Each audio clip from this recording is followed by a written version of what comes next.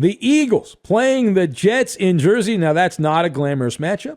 This was not one of the sexy games on the card in the weekend that was in the NFL, the Sunday that has been completed. But it's an interesting story because Gardner Minshew Mania, stepping in for the injured Jalen Hurts, getting his first opportunity in Philadelphia. And did you see it? Did you see what happened as Gardner Minshew took the reins at quarterback there?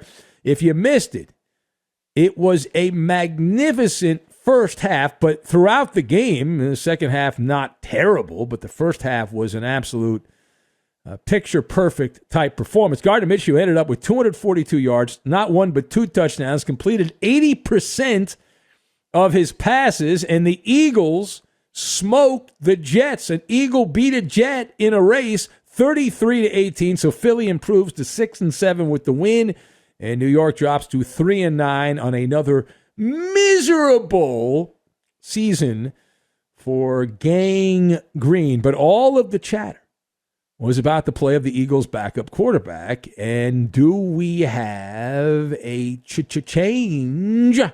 Well, Nick Sirianni's like, hold your horses on that. The head coach in Philadelphia attempting to nip the quarterback controversy in the bud.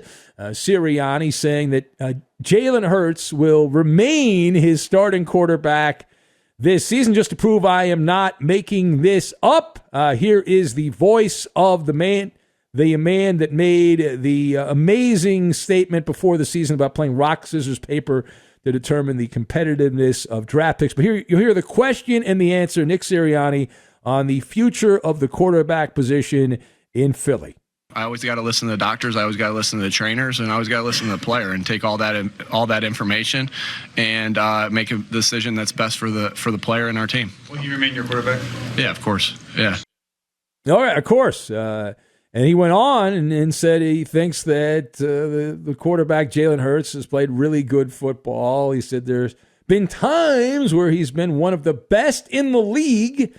Best, of course, means as good as all the rest. Sirianni also said the way he's moved around and all that. So when he's healthy, he's back, he'll be our starter. Let us discuss the question. Do the Eagles, forget what Sirianni said, because these coaches will lie to your face. We've learned that, right? We learned that I'm not taking this job, I'm not taking that job, and then they take the job. So that's why we're here, to interpret what's really going on. Do the Eagles have a quarterback controversy with the way Gardner Minshew played against the Jets? And I am nodding my head. Yes, I am giving it a thumbs up that is the case. I've got Mona Lisa, toilet paper roll, and office politics. And we'll combine all of this together, and those will be the foundational pieces in this MALLER monologue. Now, first of all, Gardner Minshew did everything he could to get the attention of the Eagle coaching staff.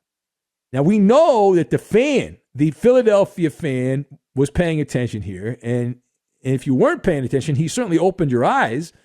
Now, I understand the counter-argument, the devil's advocate argument is, well, everyone plays well against the Jets. They're a bunch of lightweights. Still, the Eagles lost to an equal lightweight, the Giants, another tomato can, the week prior in Jersey.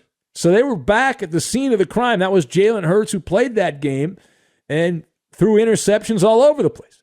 And Minshew, he was out there flexing and he was strutting around there like a peacock with his feathers out and showed you all of the accuracy in that first half in particular.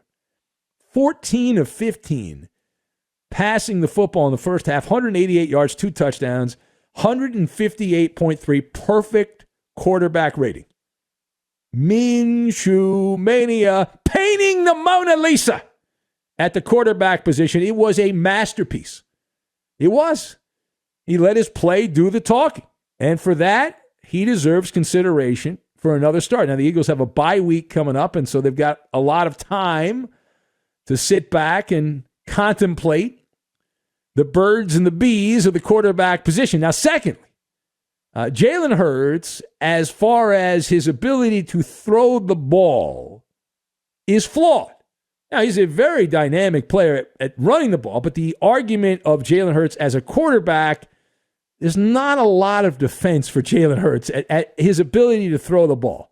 And there's people that like the guy and they root for him and they're pulling for him and they're trying to find every statistic they can to back him up. But Philly, despite all of that, the attempts to prop up Jalen Hurts in terms of throwing the football, that is the weak link. You are the weak link. Jalen's dominance is with his legs. He's lethal in the running game. But if you merely judge him, it's shocking, at quarterback by throwing the ball, he is someone who is armed but not dangerous. Jalen is, as a passer, lacking. Now, what's my evidence? Not only the eyeball test, but the numbers. The numbers also back up the eyeball test.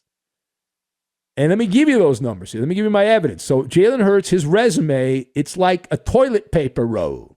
Throwing the ball, it's hollow.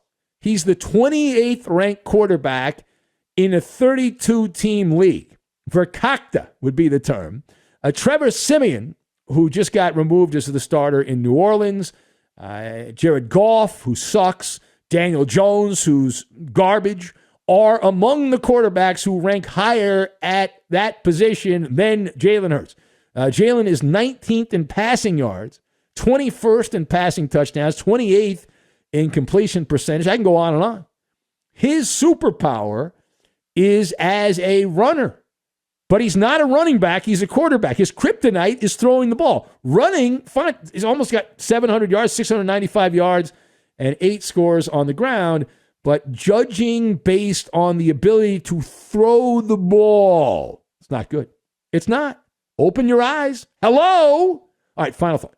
So Jalen Hurts has not established himself as the man in Philadelphia. I think we can all agree on that there's no bias on that. He hasn't played enough, hasn't done enough to warrant having a chokehold on the starting job in Philly. So the idea that there can be no discussion, and that's the counter from those that work for the Eagles that are on the payroll, is there is no debate that Jalen Hurts is the quarterback going forward, and anything else is just a shaggy dog story. I disagree. I believe that's poppycock.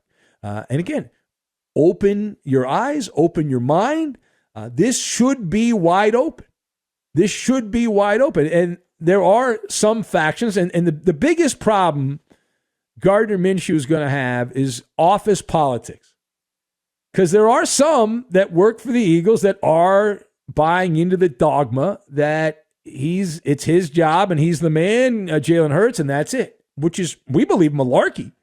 Jalen Hurts has not thrown for more than 200 yards since week 7. Since week 7. And here we are after Monday Night Football when the Patriots and Bills get done. We're going to be heading into a week 14.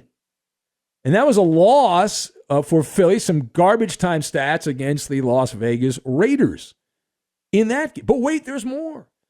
Jalen Hurts has not had 2 touchdown passes in a game since back in week 10 against the Denver Broncos. Gardner Minshew did both of those things with ease against the Jets, Jets. And the one skill, and Gardner showed this, Minshew showed this in Jacksonville, is accuracy.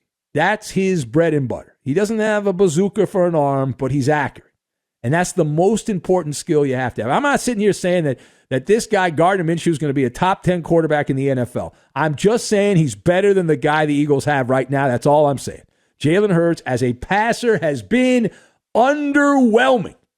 The advantage that Hurts has, though, is I go back to office politics. And that's the disadvantage for Gardner Minshew. That's preferential treatment. Even though the Eagles traded for Minshew, he was not drafted by Philadelphia. The guy that was drafted in the second round was Jalen Hurts. And so to justify that pick, they said, we got our starting quarterback for the next 10 years.